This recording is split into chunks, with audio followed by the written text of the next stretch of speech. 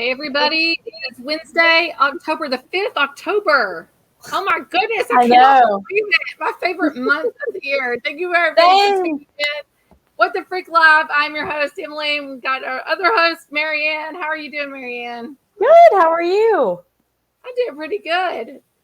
You know, it's got a little bit chilly. Fall came in, and it was like, it is fall time. I don't know how it was with you in North Carolina, but it got chilly the very first day of fall. And I was like, I love it. I love it too, but it just seems like it doesn't last very long. Yeah, I agree. It gets cold and it's like we get 2 weeks of fall. 2 weeks of fall. Maybe we get 2 weeks of spring too, but I just don't pay attention because I like it hot. Much rather be sweating than freezing. Yeah. So anyway, thank you for everybody for tuning in. We truly appreciate everybody is viewing and watching. I also got a huge announcement to make since I've never done podcasting.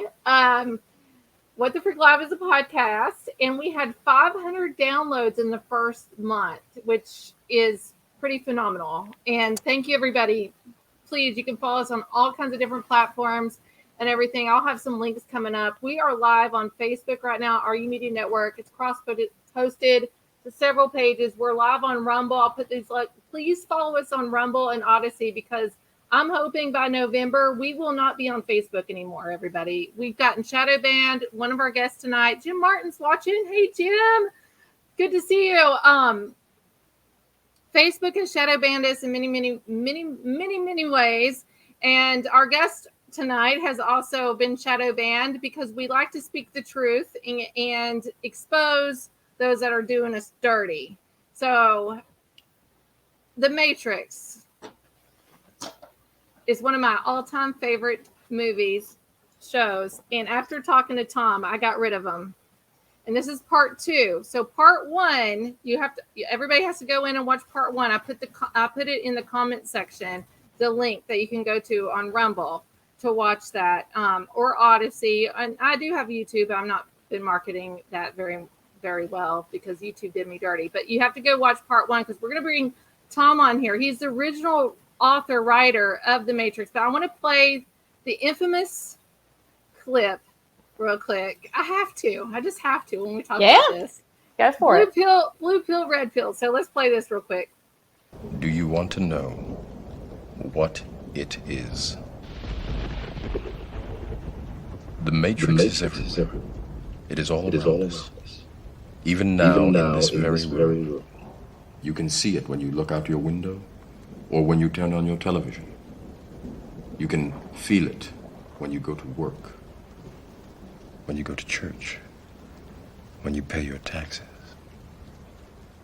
It is the world that has been pulled over your eyes to blind you from the truth. What truth? That you are a slave, Neo. Like everyone else, you were born into bondage, born into a prison that you cannot smell or taste or touch. A prison for your mind.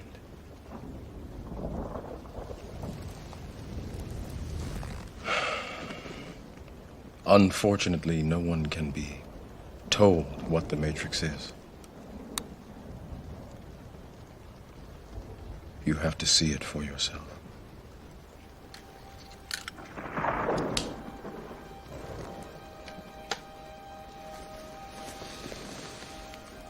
This is your last chance. After this, there is no turning back. You take the blue pill. The story ends. You wake up in your bed and believe whatever you want to believe. You take the red pill. You stay in Wonderland. And I show you how deep the rabbit hole goes.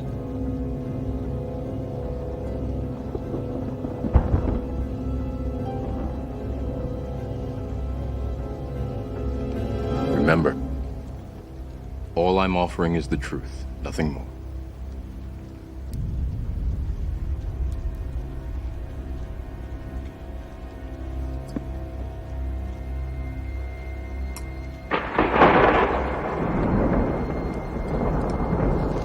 Follow me.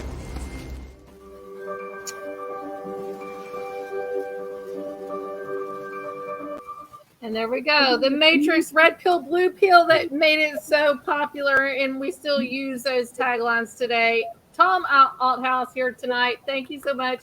Part 2 of this most crazy story I've ever heard in my entire life. So thank you for coming on with the Freak Live. We truly appreciate it. And just a recap a little bit from the last interview. Should people take the red pill or the blue pill? The blue pill, if you want to be involved in the revival and change that's coming, take the blue pill. And the funny thing about that clip is, why do you need to take the blue pill in the Matrix version? It's like you wake up in your bed anyway. He didn't really tell him anything, did he? There was nothing he told him, so why do you need a blue pill?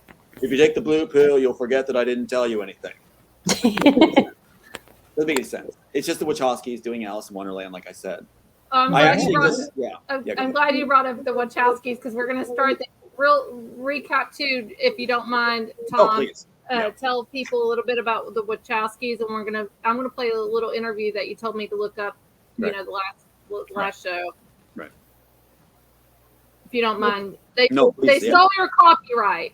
They stole it, or somebody gave it to them, right?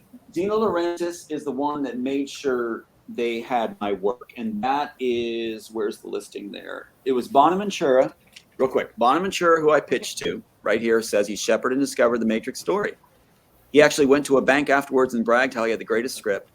He said, we're making this, and had me submit it through an attorney who has the letter of submission, everything, James Boyd of Norfolk. The attorney that was planted to throw our case by Warner Brothers said that he had nothing. Contacted him, he had nothing. Oh, wow. And said not to contact him. I contacted him, he had everything, including the tracking number and receipt. Submission letter, 1993, June 1993, to 4000 Warner Brothers Lane. Diane Bellis, replaced by Teresa Wayne.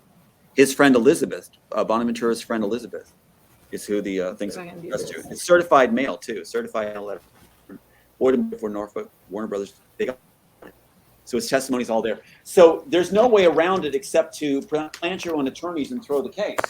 And what's interesting is, not only did Bonaventura have me submit it, he gave it to the Wachowskis. It was Dino Laurentiis who whined and dined the Wachowskis. Real quick, recap. Okay. Copyright Office. Now they're coming at us with all their trolls going, that's not from the Copyright Office. It's yes, it is right from the page of the Copyright Office. And there is the Assassins with Larry and Andy, right? Okay. Assassins, 1993. And there's Dino Laurentiis with the Wachowskis, Paradise Films, Copyright Office.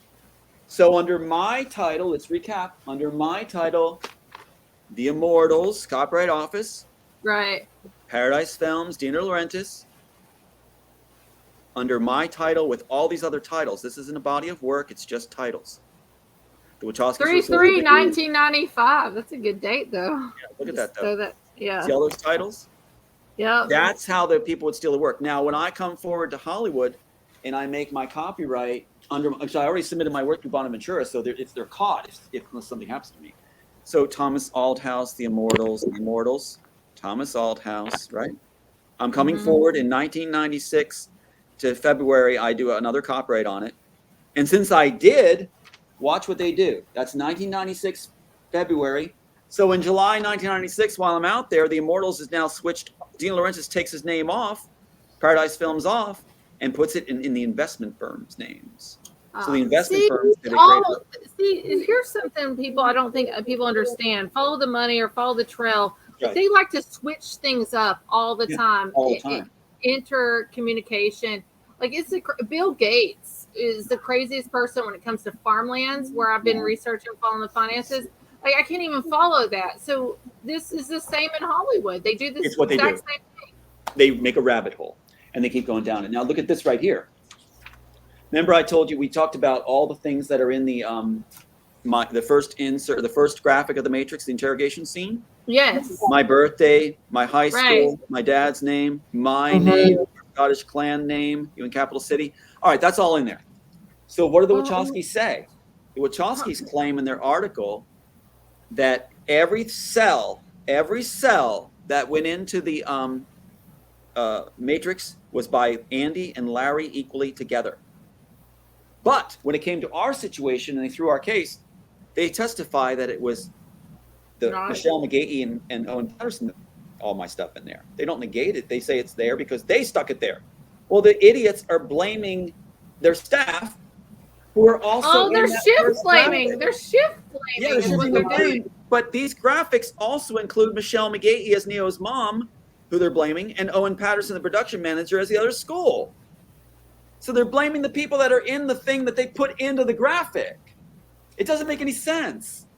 And so what they're doing is they're changing their testimony, their sworn testimony, to say, yeah, we had every cell we put in, Larry, Andy, and I, equally, but now we're going to say under testimony that these guys put it in.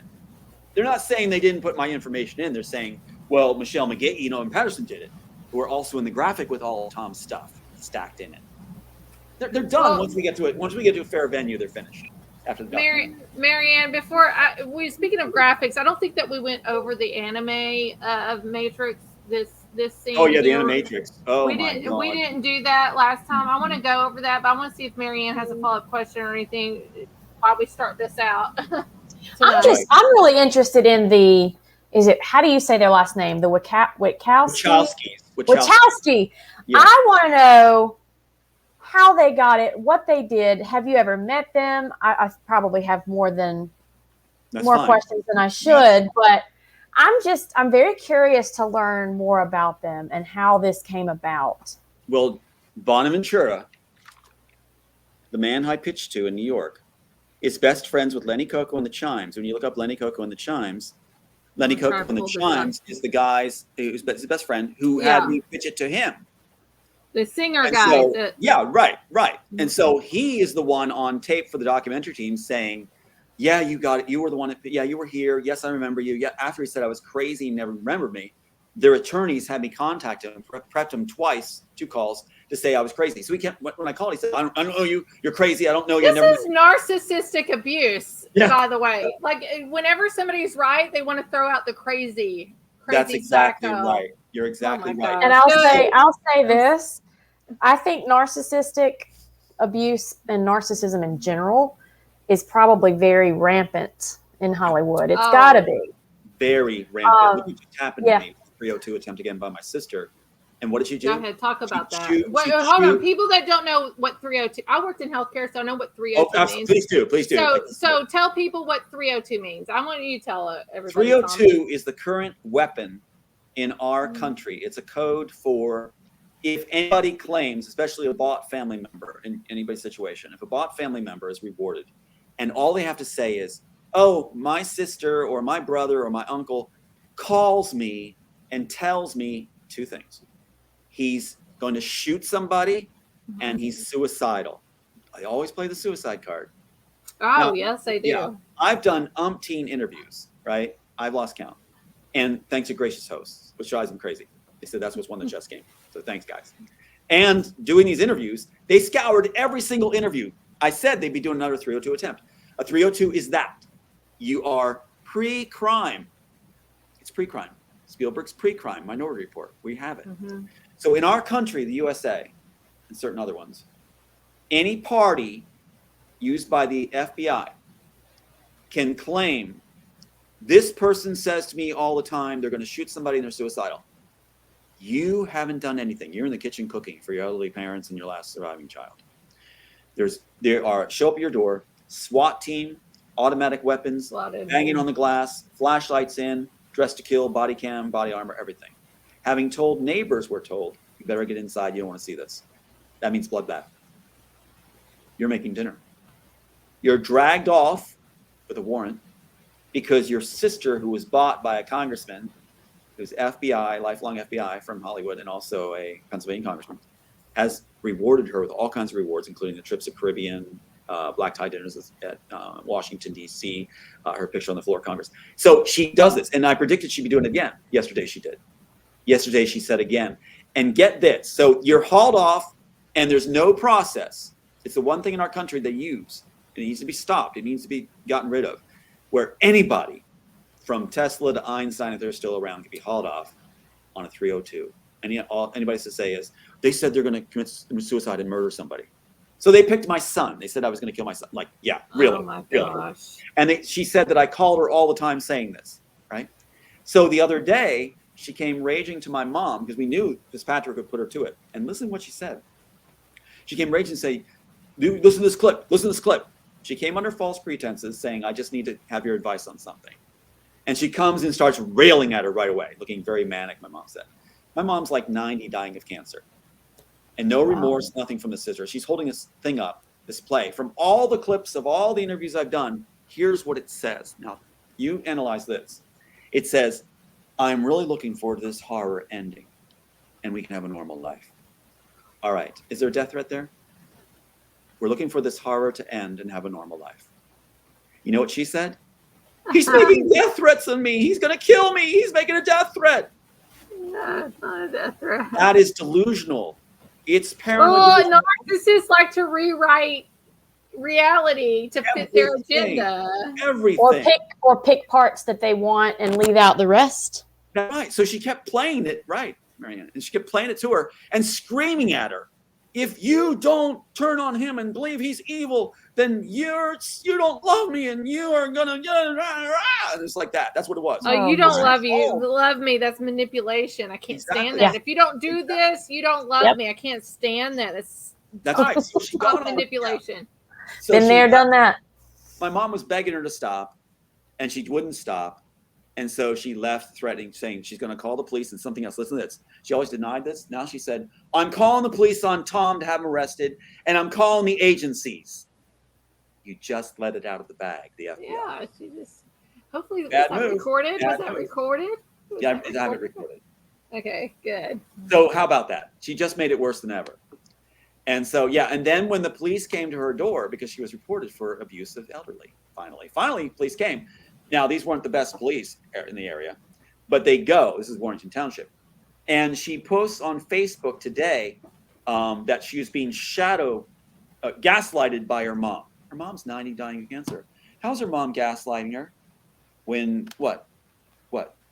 You know, she's abusing. Well, they always become the victim afterwards, right? Always. Become That's, the victim. we predicted it would happen. It just happened.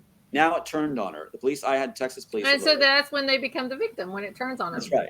So now it's turned back on her because down in here in Texas, the police came and talked to me and they said, "Tom, there's no way." He said, "Your sister is delusional. She's not in touch with reality. We see this a lot." And he gave me his card, writing on the back, "Mental health warrant." He said, "Put a mental health warrant on her." That's the police down in Texas. God bless Texas. So they said, "When she makes a report, we'll come and shake your hand and just say, we know who you are." And this wonderful officer spent 25 minutes with me. And I said, "Yeah, I just wanted this to be done." And I told her what was on the tape. I told him what was on the tape. And he's like, "You're just saying you want this to end. You want it to stop." He said, "You didn't use a name. You didn't say a weapon." So I said, when somebody does this, the implications turn on them and they're guilty of a crime. See, they're the ones that are abusing and making false charges. So good luck, sister, with the rest of it now, after she's bragged about to my mom that she's going to get the biggest rewards ever yet, better than the floor of Congress. And she was never going to stop trying to have me shut away in the criminally insane. But, here I hold this. Do you have other siblings, Tom, other than your sisters? I don't really have any family left anymore because my sister has railroaded them into buying out whatever she says. And so even my cousins got rewarded. My cousin got rewarded off the charts and was up for Broadway awards. Can't act worth a dime. And it's like he got Boss, Armani. He was modeling all these clothes. The very next day after he turned with my sister on me on a 302 attempt, he modeled all these clothes and said he was going to be appearing in DC with other federal, Supreme Court guys and stuff like this, modeling these clothes. They always boast and show the rewards. So our family has been well rewarded. My brother, who's with her, gets the Disney contracts from the Sheraton at Disney. Oh, don't even say Disney anymore. Disney is so corrupt. It's all corrupt. So they all are in there. So there's been some events that happened lately, though, that I'm now under a protective umbrella. So my talents have been recognized, and now I'm part of a certain group that has a lot of power. And so I'm guessing that group's going to be for benevolent reasons, and they're very high up. So I've just been told that I've been accepted. I've been received and accepted application. Awesome. So yeah, for my merits and talents, and I've been in a top position. So now it's like there is a lot of forces that work in this world right now, very strong. And now finally I'm getting recognized for the merits and the work, and because there's no debating it. like I said, that first thing that went in the graphics included, like we said, my high school, right? Right. So let's pull up this graphic real quick with the animation, because we think of the movies, we don't think of the animation project that they've done. So I see house, obviously. Yeah, that's antique shop, antique house, right? So I have the other. Explain it. I can explain it. See explain it, please. See how the figure and the items are blocking the antique part of the name? Mm-hmm. So the A stands out. Right. So you have A. Now look what he's pointing to. He's pointing to it for you. It's an L. What's the highest contrast in there? Do you see the glasses with the light on the glasses? I see look at the glasses. The man right there in the center. Yeah. Okay. T. See how the T stands out with a contrast? Okay. T. Your eye is drawn to high contrast. Now I'm drawn to house more than anything. That's right. But now lift the L into position, lift the T in position, and read across the screen. It lines perfectly up. Now go to the left. Go to the left. Can you all see my cursor? Yeah, I can see it. Okay. Now you're on the M. Go to the left. There you're O. Go to the left. T. There's T right here. T. Go across. Oh. T-O-M. T-O-M. It's on purpose. And line it up with the A. And now read across the screen. T-O-M-A-L-T. He's pointing at the L. They're using contrast for the T in house. That's how it was explained to me. Hold on, it's going to come in here, but you got some stuff back here. Now look at the back. That's right. That's Mopar. I saw the O-M back here is what I saw too. Look at the extension on the P. This is really fun. Okay. You have Mopar, but a ghost K. So one way it reads Tom, the other way it reads Park. My middle name's Park. Your middle name is in the middle. Holy smokes! Tom Park Althouse in the middle. See how it's on the bottom here? Isn't that fun? How are they so creative? This was explained to me. This took a lot of work. This is supposed to be putting it in plain sight that nobody would get it. And people are supposed to go, oh, that's just made up. But no, when you look at it, how many names do you actually see there that are very, very clear? And how they all line up. See how it all lines up? Isn't that something? And having the guy pointing to the L. He's pointing to the L. That makes sure you see it. This is a very complex graphic, very expensive graphic to get the name in. And keep in mind, when you put the clock, this goes with the clock. Same series. Right there. Oh, yeah, the clock. 7/2/59. 7/2/59. Wow. Well, I rest my case. And there it is. Michelle McGahee. See her name? Michelle McGahee. Neo's mom. Who do the Wachowskis blame for this entry? After saying that it's every cell is only Andy and him, nobody else? Well, he changes his sworn testimony that it's Michelle, the art director, and the the manager. So you have the art director and the I forget what they call him, manager somebody. But that's Owen Patterson and Michelle McGahee. So they're blaming on Michelle McGahee, listed here as Neo's mom. Owen Patterson, listed as the other school, as the ones that made this graphic with all my information. So they cowered out and blame it all on them, instead of saying, we don't have Tom's stuff in here. But look at these guys, the Wachowskis. They're not smart enough to do that. No, they're not. You have that clip, right? You have that clip, right? Yeah, I do. Can you play that clip now? Yeah, hold on. Let me remove this. I would love you to play that clip now and ask people, are they smart enough to write this? Okay, hold on. Let me pull it up. All right, Wachowskis. This is a minute and something seconds, minute 15 seconds or something. Yeah, play that and see if they're the geniuses they are. Here you are. Here we go. They're not smart enough. Like my middle schooler could be better than them. I can tell just by looking at them. Here we go. We don't think there's enough well-written female parts decided to write two. Sort of where the story kind of started. Decided to make, film noir with the woman as the protagonist and, have the sort of sexy woman, but have her not be evil. Some would say that we have some sort of telepathy or symbiotic relationship. Telepathy. Others would say we just have one idea. One idea, your idea. It's such a natural collaborative medium that you don't really split up duties like that anyway. Everybody's always like What about this? What about this? What about this? As soon as you start saying something like that, you're saying that you're shutting off the other guy's ideas about go do your technical stuff. Directing the actors, technical side. Yeah, no, listen. I almost feel like the elite, if you want to call them the elite in this, pick these guys because they're so dumb. Yeah, they do. They do. They actually pick D players. They call them D players because they'll be loyal and they want people in-house. They pick the dumbest people to put them in-house because they'll be loyal because they know they won't be able to go anywhere outside the pasture. They just don't know how to live inside. They failed at everything they did. Their painting contract, their school, their mom said that all they do is play video games.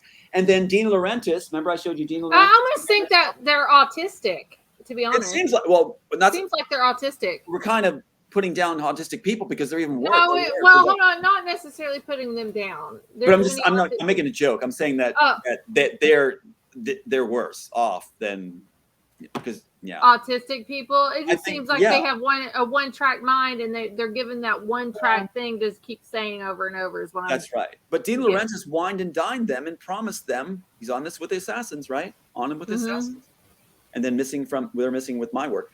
Justino's there, but Dina Laurentiis wined and dined them and promised them beautiful women, fame, and fortune. They still haven't made their own stuff. My ex-husband would fall for that. Could you imagine that? Having them to dinner saying you're going to be rich, you're going to make it in Hollywood, you're going to make a fortune. It's like, well, you don't really have anything. And we thought, well, don't worry about it. Don't worry about it. You're going to be rich. Yeah. Hold on, I want to pull this back up right now. There we go. Don't worry about it. Don't worry about it. You're going to be rich. Yeah. No, you hit it on the head. That's exactly it. They pick failed people. Sophia Stewart was pulled out of USC.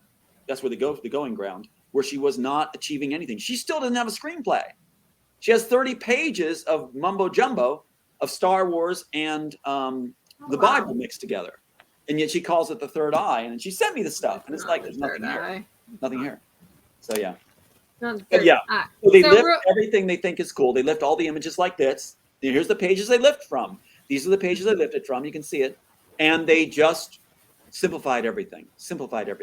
They told on their fan page that the little girl at the train station is just a subplot. Well, they simplified it, but they also, there's a lot of hidden messages in there. If you don't know your story, I would never known. Of course not. And you would never have noticed my stuff in there because you wouldn't. It was a mocking, though, towards you in many ways. One of the things the Hollywood people had said to me as a joke, but they were serious in a sense. They said, Tom, you're the most famous man. How do you say it? You're the most famous man they'll never know. The public will never know, or something like that. It was clever. It's clever. Here's Elon Musk's picture. Before we go into Elon Musk, I want to make sure Marianne has any other questions or anything, because I've marketed Elon Musk today because, hey, Josh, good to see you. Hello, Josh.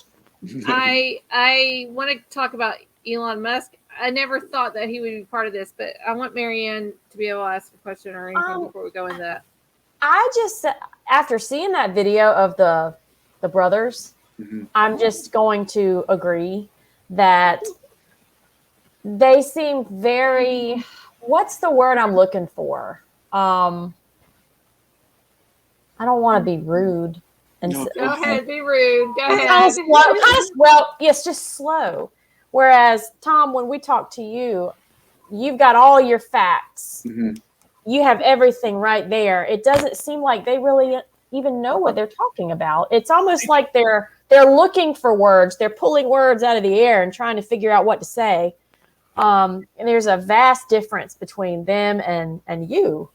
No, I would love to be on the air in a side-by-side debate. I would love to be on a debate on what everything else and showing Should I reach out to him, Tom? Please do. I would love to have that because I'd like to talk about my work. It's terrible. Please talk to them. Yeah. Oh my gosh, I'm writing it down. Just go for it. Yeah, I'd like to talk about what the train station means, what the little girl at the train station means, what the ending's supposed to mean, and all that stuff, and what the red pill, blue pill actually is supposed to mean, and talk about that one scene you started out. No one has ever reached out to them. No one that you've talked to, Tom, has reached out to them. I don't know. Maybe people have some try, but they'll never do it. But if they did, I'd be so grateful if you got them on. I'm Team Tom. I'm going to get a T-shirt that says Team Tom, obviously on that. Yeah, you would see a lot. You'd see a lot by just their responses. Yeah. Well, maybe if I send them a sexy image or something, they'll say yes. Yeah. So yeah. No, I'm just kidding. I don't do that, everybody. But there you go. These guys seem like they are attracted to bling and all that stuff. Well, they're way into beautiful women. They really are. That's they were promised by Dana Laurentiis. And I have a friend named Felina Barris who works with the stars and red carpets and things like that. And does acting herself. I acted in a show with her, movie with her. And she was there and she was hit on by Larry in the bathroom at one of the events after he had the change. So he's still dangling. So we got Harvey Weinstein over here. Oh yeah. See the Michael Eisner? I think I spelled it. Yeah, Michael Eisner. I know Disney. He did a lot of Disney. Michael Eisner. Yep. Disney. Yep. So what how do they play a role into this? Oh boy, do they? They are deep in this. Michael Eisner is the one that started this whole thing. He appointed Mike Lang in 1993. Remember, I submitted in 1993 because I showed you with the submission, testimony and letter and everything from Boyd. And so that's exactly when Harvey Weinstein's boss, Mike Lang, was appointed to the position. Basically, his title was something like this, working title.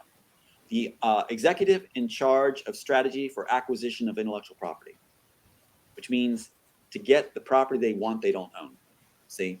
And that they said in a Vanity Fair article that Mike Lang was leaving his position when I first came forward. And so he right away, he and Joel Silver both left. Joel Silver left Warner Brothers.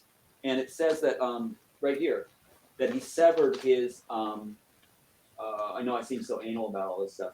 No, you need to be. This is your baby. So he leaves right when Mike Lang leaves Disney, Miramax Films, right when I'm coming forward. He severs a long-term relationship. And that is because they did not want to get caught. I was going to try to pull that up the other way. The ripoff, along with Pat Robertson.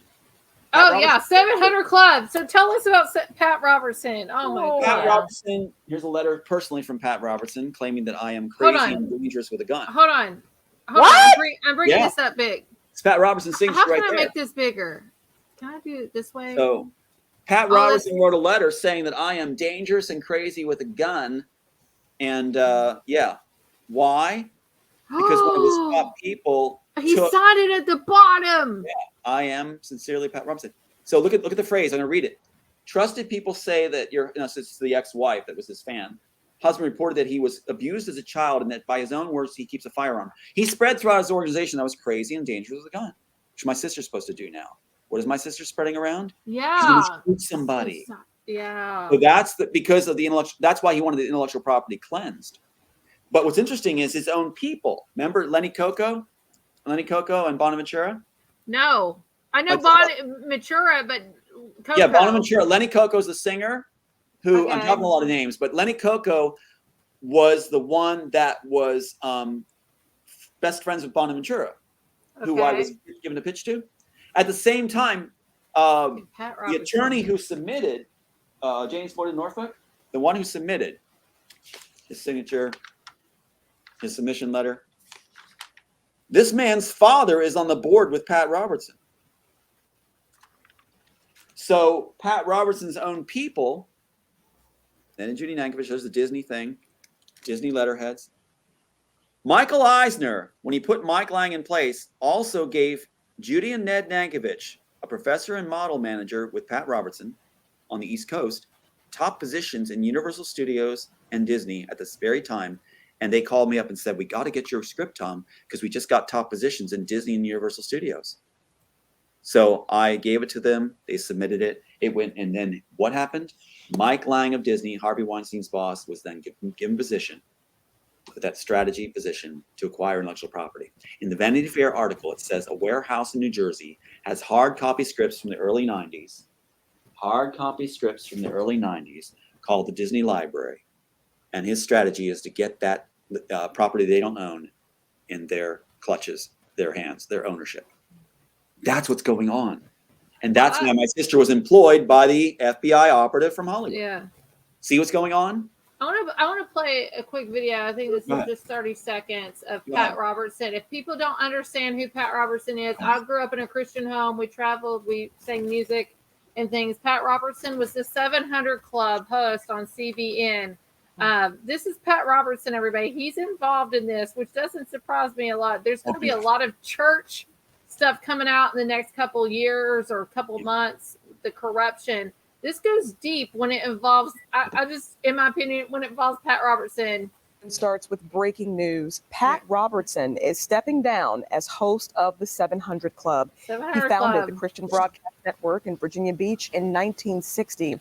It was the first Christian television network in the United States, and the 700 Club is the network's flagship show. What an incredible career. Yeah. He announced he is leaving the show and moving on to other projects. His son Gordon will take over. Pat Robertson also founded Regent University in Virginia Beach. He'll go back to teaching at the school. Oh, God. Yeah. So that's Pat Robertson, everybody. If you don't know who Pat Robertson is, that's him. And he sent that letter that you were Yes, that's the letter. He's saying. Has he ever talked to you, Tom? Yeah, I've met him because he was grooming me to be the face of the Christian Coalition before he did everything to me and destroyed everything. So my letter submission. So he sold out. Yeah. Now here's a letter they don't want you to see. What happened was there's a sex ring at Pat Robertson's organization. I believe it. And this gentleman took me on a trip in his motorhome. His name was Harry Silva, Dr. Harry Silva. We're not supposed to see this letter. They say this letter didn't exist. The letter here is October 21st, 1988, when Robertson was running for president. So what happened was he takes me on this trip. I didn't even know he ran for president. This says that he was guilty for what he did, taking me alone in a motorhome. He approached me homosexually in that motorhome. And he gave me the roofie, and I went through hell. And this man got away with it. Guess where he is now? This predator, who was a repeat offender, was involved with Disney. He's down at Liberty University. Look him up, Harry Silva, Liberty University.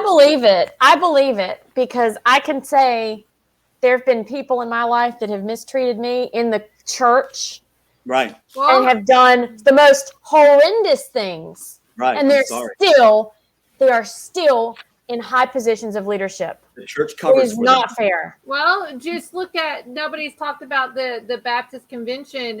They released 205 pages of pedophilia or people that has done things to other minors in the church. 205 pages doesn't mean it's 205 people. I went through this and looked at all of it. There's like 6-7 people on one page. Well, and no one's saying anything. Well, let me drop the bomb. Let me drop the bomb now. Geez. Drop the bomb. Here we go. No, it's okay. You need to hear this. Okay. This is what Robertson does not want ever disclosed. Pat Robertson. Because what happened on this trip? When this man took me on this trip, and see the signatures at the bottom? Mm-hmm. They're all ex-Nazis. Bob Slosser, Gene Elser, Heinz Schonoff. They come from Nazi families. Robertson was part of the Operation Paperclip thing in the end. Oh, I was going to say Paperclip. Heinz Schonoff is in Korea now. He didn't even have his green card. He was the henchman for Robertson. And so what happens is... What was that name again? I'm sorry, Tom. Heinz Schonoff. Heinz Schonoff. He's the real baddie. Okay. So what happens is these guys call me in a meeting and have me share everything that happened on this trip with Sova. And this letter says he did, and he was wrong for doing it. Don't do any more of this stuff. But this letter that I was given the same date, October 21st, 1988, after the meeting, with the same signatories, says that it never happened, that I'm a liar, it never happened. I'm trust him as God's authority on earth. My jobs and education are taken away. And everything's gone. I lost everything overnight. And this man got away with it, like Marianne said. Now look at this. I want to show you something. Here's the bomb. David Gyertsen. David Gyertsen is Pat Robertson's main man. He is his moneymaker. David Gyertsen is his PR man. He made billions or millions on millions for Pat Robertson. Now, it's marked confidential, but it's online. I got this offline, so it's not confidential. David Gyertsen. Now, what's interesting in here, remember on that trip with Sova, when Dr. Sova, who's now at Liberty University, approached me and roofied me and everything else, before he told me that something happened. Something happened where Robertson's going to go down once it comes out. Kempsville Presbyterian Church. What happened? Why was David Gyertsen there? He's not a pastor. He's a PR man. Yeah. Because the pastor at Kempsville Presbyterian Church, as Harry Sova told me, Dr. Sova explained to me, had stepped forward and shared that he had had sexual relations in a sex ring with Pat Robertson and the head of the president of the school at Regent University you just showed. So that pastor was whisked away. His name is David Anderson. They put Thomas A. Anderson because it's Thomas A. and the sexual predator pastor who confessed to his congregation. My goodness. Now, I just got chills all over me because I know this. Well, it's all coming out now. It's coming in the documentary, and Pat Robertson's resigning because he knows it can't be stopped. Who else resigned just now? Courtney. The head of Warner Brothers. The head of Warner Brothers. And what happened the very day she resigned? My website got struck. And what happened the very night that happened? The skies got sprayed right over our apartment. So she leaves right when my site struck. No success. And here's the interesting 33 years. That's right. Oh, that is something. So this lady's running for the hills, and her reputation is connected to the cabal. Cover up at Warner Brothers. Right when my website struck, that's called, they say, closing the back door. She's closing the back door by striking the website because I had said in interviews, the documentary's coming forward. We won't tell you when. It's coming forward. It's going to be ready, and it's going to reveal Warner Brothers, and they're going down, and their attorneys are going to jail. And she resigns, and the website gets struck. I'll let audiences tie that together. Now, what's interesting is I'm going to read to you what Kempsville Presbyterian Church. Well, here's what's interesting: 9/2/22. Oh, that is interesting. The numbers there that came out, and then you got 33 down here, and everybody wants to look at it. I am not a QAnon. I don't believe in QAnon or anything like that. I believe that's CIA operation, but I'll just tell you this: they do. There's two separate bodies. It's like overtaken. There's two different negatives. Yeah, positive. It's called limited hangout, where they give just barely enough truth in the beginning, but then fill it with all kinds of lies in the end. But that's the one segment. Yes, absolutely. But they do use numbers. The elites, this cabal, deep state, whatever you want to call it, they do use numbers. Mm-hmm. And this is really interesting. So 9/2/22, and then we got 33 years. That's right. Speaking of numbers, I'll show you something really cool about numbers. Okay, go ahead, Courtney. Right, Ready? Courtney's leaving. Oh, sorry. Okay. No, I left. I made her leave the screen actually, so she left both places. Warner Brothers and our screen. Okay, this is interesting. When I was put away on a 302, we established 302s, right? Mm-hmm. I was put away on a 302. It was kind of interesting because Trinity, when they come for where is it? In the Trinity thing. Her room is 303, and when I was put away on the 302 in Canada, they put me in room 303. I can't find it right now. Wow. Yeah. How about 313? I just want to know. Does 313 mean anything? I don't know yet. I'd have to look that up. Okay. Look that up. So okay, 303. All right, let me get this up for you here though. Yeah. So here's something else. I just flipped open the Matrix scripts. They wrote the scripts as they shot them, and what's interesting is. It talks about, where is it right here? Where is it? I hope I got this right. It talks about the room of monitors. Yeah, here it is right here. So I just opened this just randomly on their script. And at the bottom, it says, the flat line alarm softly cries out from the life monitors of the two dead men. So there's these monitors they're watched on from the room of monitors. Look how close we are, Marianne. See that? And that's the room of monitors. That's in my screenplay. So just lifting it and making it up as they go along, as they said. So I can open to any page. And basically, you find stuff matching up as they make it up as they go along off of this work. Now, keep in mind that just recently they had a troll fest. They just had these guys just coming on a Q&A. Hold on, I'm going to bring this up as close as I can. And they were saying that they're saying this is a fake. Do you see the signature from the super? No, the signature is. Yep. You see the title. Notarized. Anybody can contact them. See the gold seal, the bolts, everything else. This is the real deal. I mean, and they're going to say that this is fake. They are desperate now. They're so desperate. But yeah, so let me show you. Go ahead and make your questions, and I'll show you this Kempsville thing. This is the Marianne, I got a question because I want to talk about Elon Musk and all the. Definitely get to it. Talk about Elon. I want to show you this. I was curious when you said they sprayed the skies. What did you mean by that? Let me show you. This is chemtrails, right? And what's interesting, it's only over my place. They only come over my place. They'll come back and forth, and you can see the spray. And then they'll go to the side of it, and then they'll quit. But it'll be like 3 a.m. You need a TikTok. Do you have TikTok? You need a TikTok, Tom. You gotta. That would be helpful. That would be helpful. You gotta film this stuff and put it on TikTok. That's a good idea. Let me see if this is it. Okay, wait a second here. Let me see if this is it. Yep. 1 second. 1 second. Where are you? There it goes. Oh, that was the recent one. Let me get the one just before that. 1 second. Sorry to tie you up. No, we can go over. We have no show after us if we need to go over some. It's all good. All right, wait a second. Where is it? Oh my gosh, there you hear the jets roar. Here it is. Here it is. Okay. All right, let me turn it up. Okay. Am I on mute or something? Okay, I am. Okay, here we go. I'm gonna take it back. You ready? This is at 3 a.m. in the morning when all this stuff is happening. The ladies resigned. My website's struck. Watch.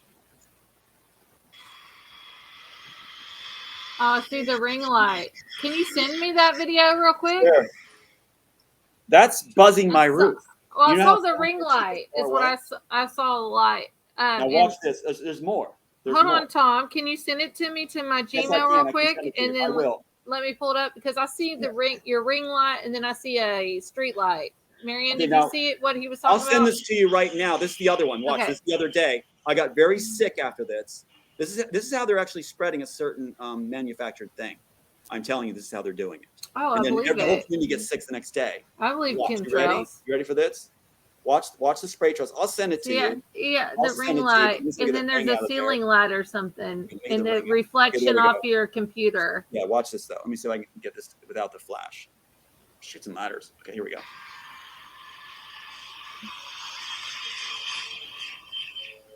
Now, when you see this, you'll see the spray coming out the back. That's after it passed directly over. It went to the side to saturate the area.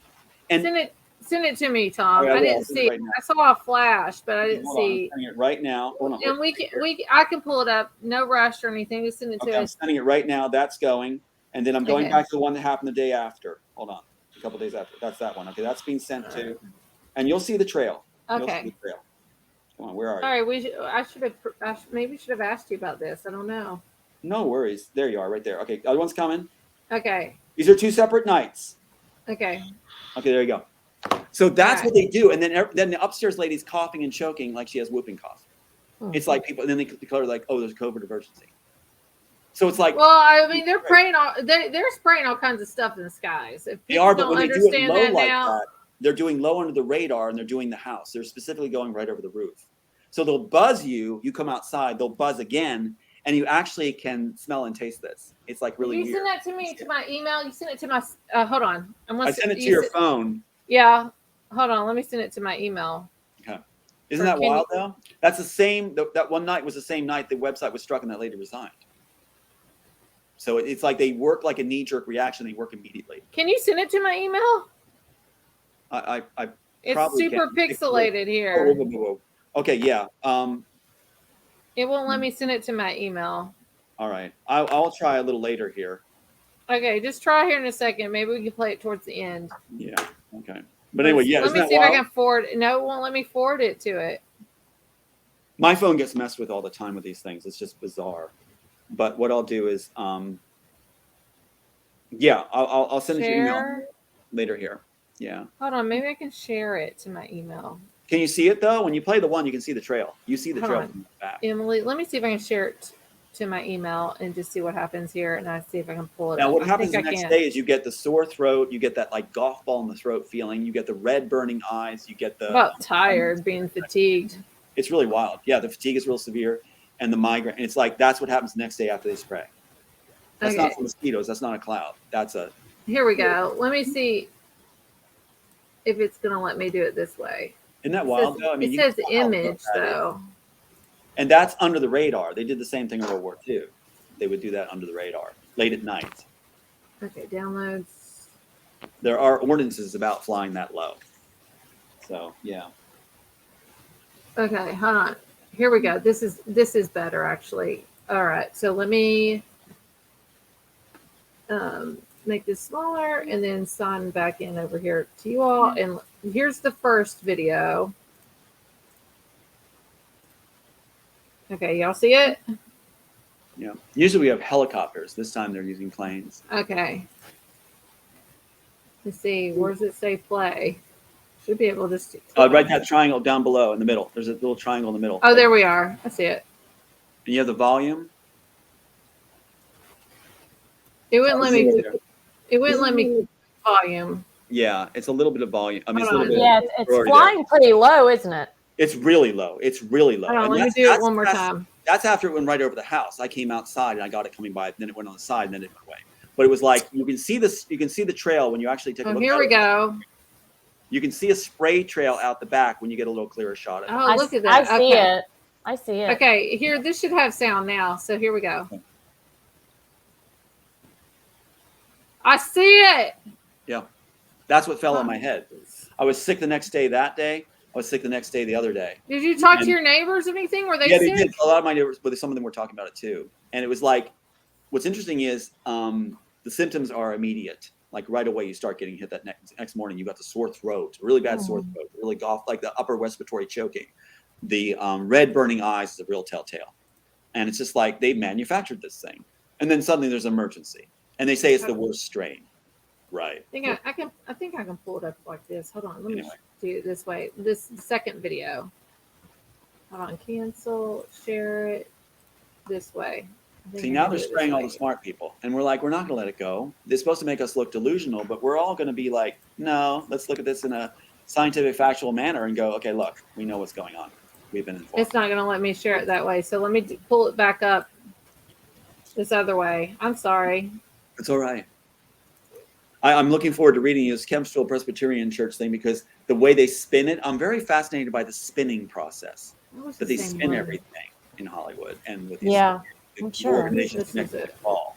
And it's funny to hear the words when you know what's going on and when you know how to. Oh, this is creepy. This second one's is Isn't creepy. It crazy? Right over top, right at you. It's like North by Northwest with Cary Grant. North by Northwest Kardashians is when you say that. When I think of that. Hold on here. This one sound. All right, here we go. This one's creepy. This almost looks like a flipping UFO, actually. Yeah. Here we go. You see it? Yeah. All right. You see the lights right away coming over the top. And when you hear the sound, it's just roaring. Why so low? Yeah. Right, because that's the camera's perspective. That's your phone camera. It makes things look very far away. It could practically land on the roof.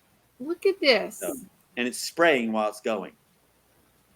That's under the radar at 3 a.m. basically, that kind of what's going on. When was this? That was just like a week and a half ago. So I still have a little bit of the symptoms. But I built up an immunity where it's not as bad as the first times they've done this. So did your neighbors know about this stuff? Do they know? I don't talk to a lot of them about it. A lot of them I don't talk to them about it because I don't want the crazy card played. It's like that's what they've been doing. So I know what's going on. If people want to know, I do tell them. Yeah, because one time when they sent the Chinook helicopter right at the window, like hovering right at us, I have video footage of that.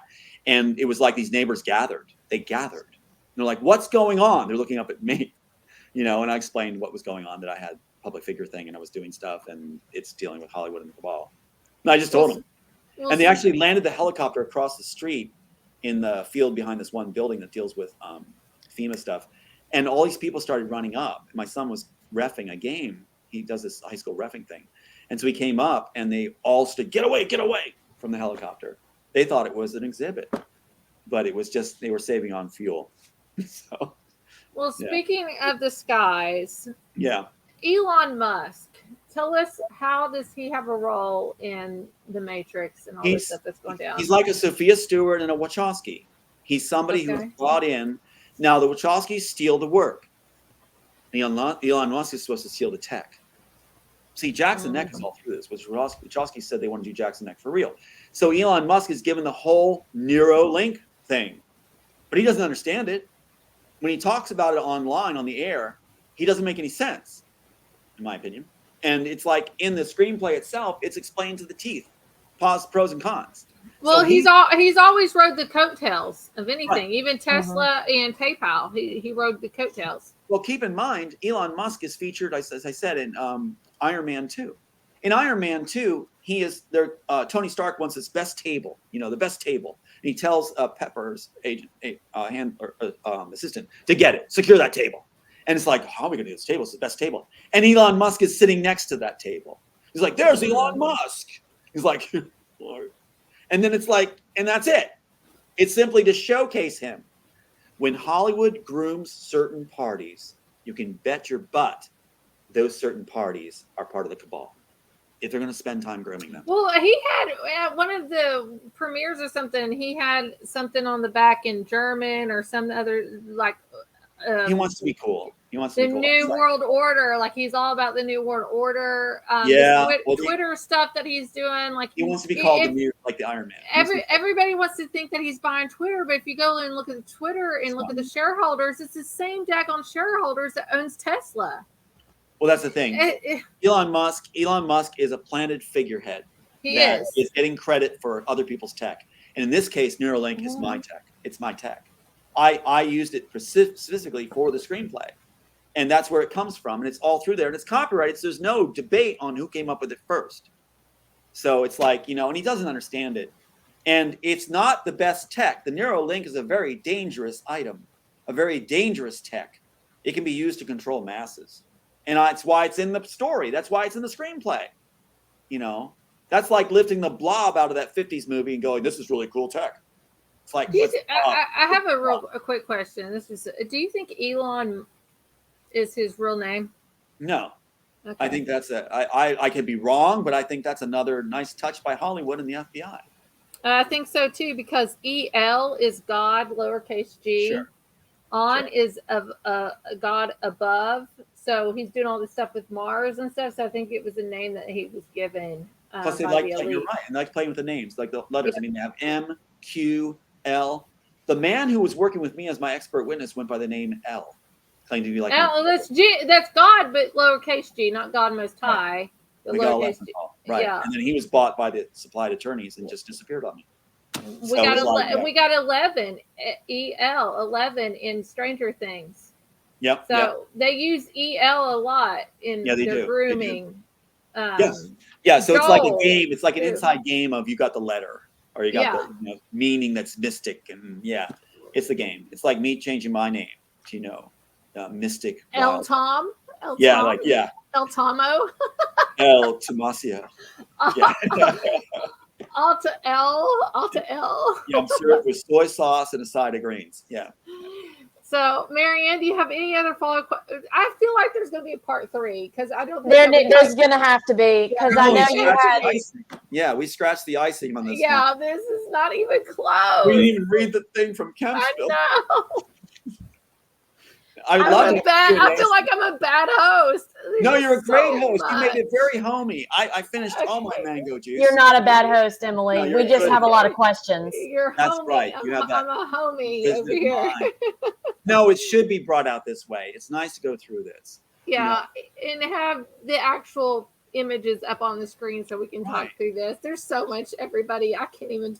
This is mind blowing, and just tell everybody you don't take the red pill. So no, that's how they're going to identify the new movement. They're afraid of the blue movement being so easy to grasp. We have some wonderful people that are actually creating merchandise and examples to help spread the word that the blue was good. In the original screenplay, the blue pill is the good pill of underground, but it has very painful side effects. The blue pill, like I said, represents the author's eye. You see what the author sees when you take the blue pill. That's whispering through art. Doesn't it make sense? Red, bad, blue, good. Even children get that. Red, bad, blue, good. Well, even in the hospitals, we would use blue lamps to bring peace and calm. Right. Rather than red. Red is urgent, fear, all that kind of stuff. Even though red is my favorite color, I will say that. Red is vibrant, but as far as danger, they don't put blue for danger. The blue light's flashing, run. For a code.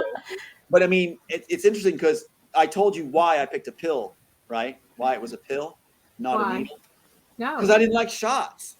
And so when I was writing the screenplay, it's that simple. When I was writing the screenplay, I know it sounds childlike, but I was writing the screenplay and I'm on a roll. I'm just writing and I come to where I need to have the reason how you enter the program. And I thought, I don't like shots. Pill, a blue pill. I like blue pill. Blue pill. Good. Red pill, bad. And so that's all it was. I was hoping you're gonna, Tom. I was gonna hope that you were gonna say, because my very first job ever, I worked at Kmart and I ran the blue light special. Oh, I love that. I love that. I did. I was so excited. I ran that sucker like no other. I ran it to the aisle, but especially back to school items. Like that was my thing. I love that you did. I always used to love that as a kid. Blue light special. I gotta go. Gotta see the blue light. But I told you, right, what the red pill represents? Yes. Why it was the red pill? That's the blood of the children? Yes. You told us that the last time. Yeah. So isn't it interesting they take the red pill and make it the good pill? The people is exposing, of course, make it the good pill. Of course. So I'm looking forward to the public going blue pill. But they're doing a counter movement, like I said, right now. Well, that's what your new page is going to be, right? Blue pill? Yes, it's going to be the blue site, blue pill. And that's what they're afraid of. It's too easy to hold on to that. They'll know, people can easily say, I'm on the blue. The red pill is the only pill offered in the real original screenplay. You'll see the original show when it's made. Red pill is the only one offered. You take it or your family and you die. That's the offer that you get from the inside. Wow. Morpheus doesn't offer it. It's a Smith that offers it. Does that make sense? The red pill. Remember that interrogation scene when Smith offers, or gives him the thing in the back of the neck or the abdomen, whatever? What is it? What scene is it? See if I can pull it up real quick.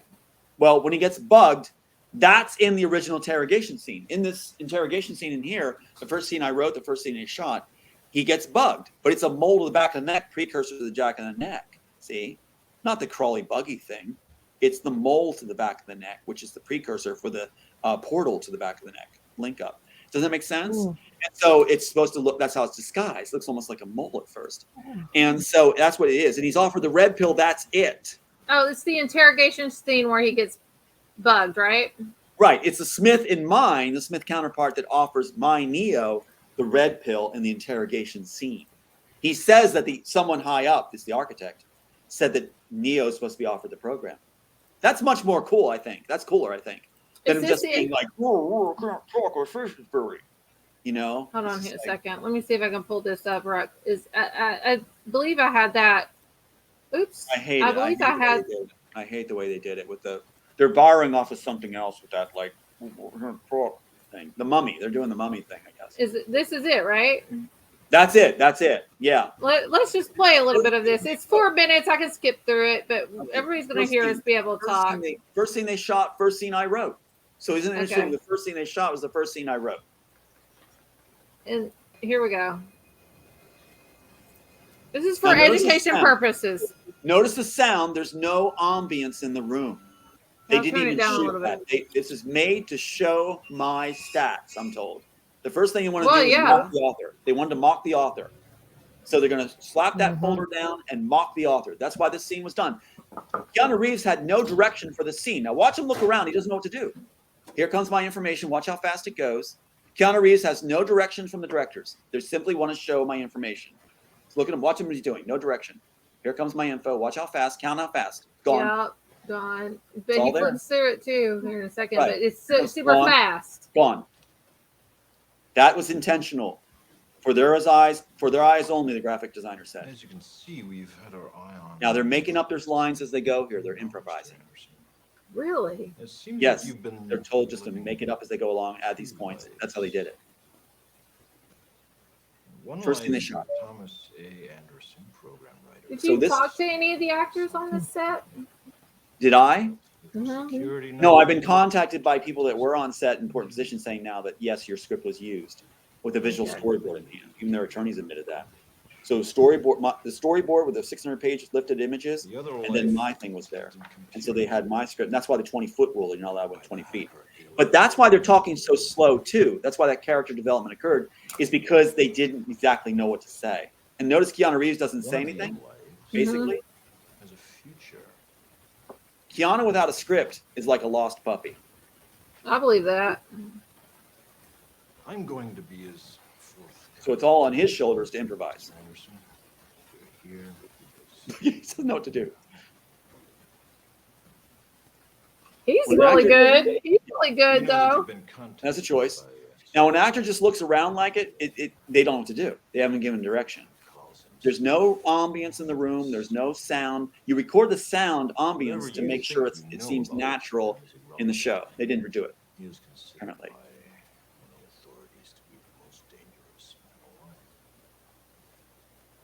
I'm going to try to skip through here to where he gets. Do you see how slow and meaningless this all was? It was just. Oh, he's flipping him off there. And that's stupid. That's just. I'm sorry. That was an actor finally made a choice. That's an actor making a choice. Hold on. This is where he gets bugged. Yeah. It's really supposed to be just a mole to the back.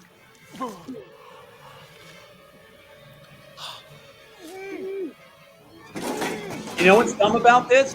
He wasn't saying anything. He didn't talk the entire time. He didn't even talk, but they just shut his mouth anyway. So why gum up his mouth? He never said a word.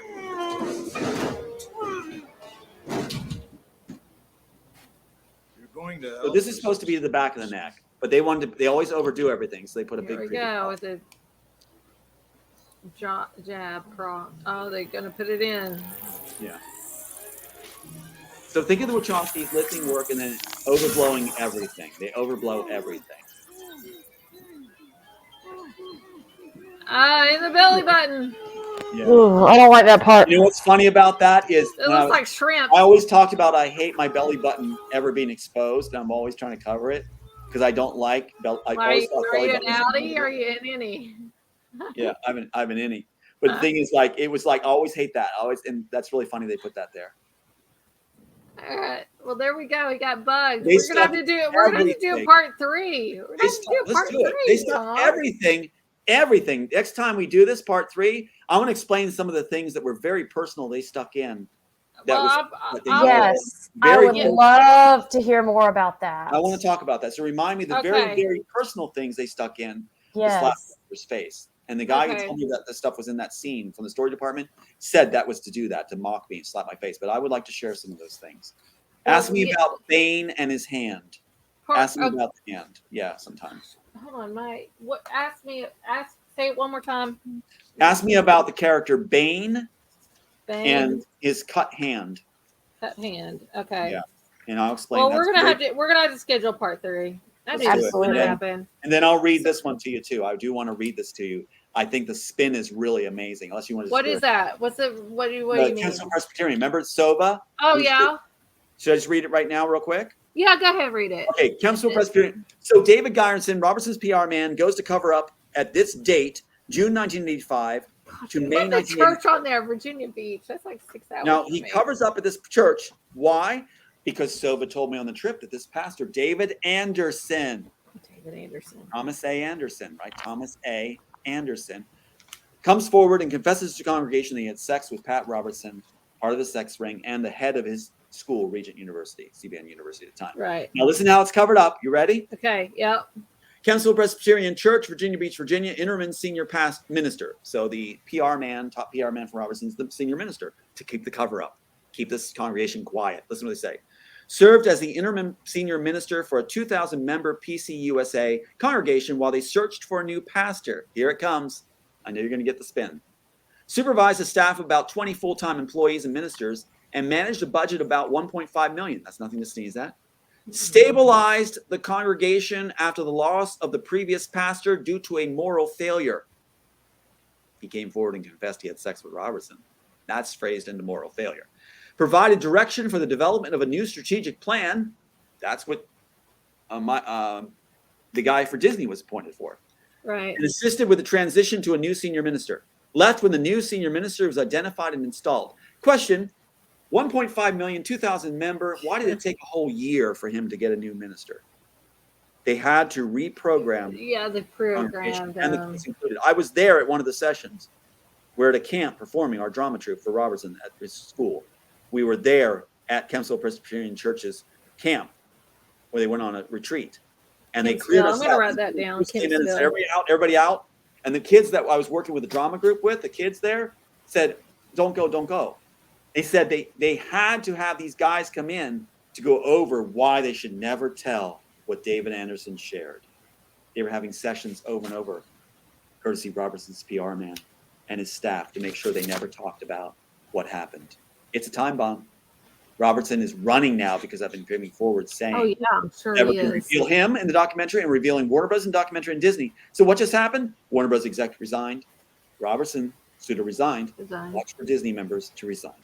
I'll leave it at that.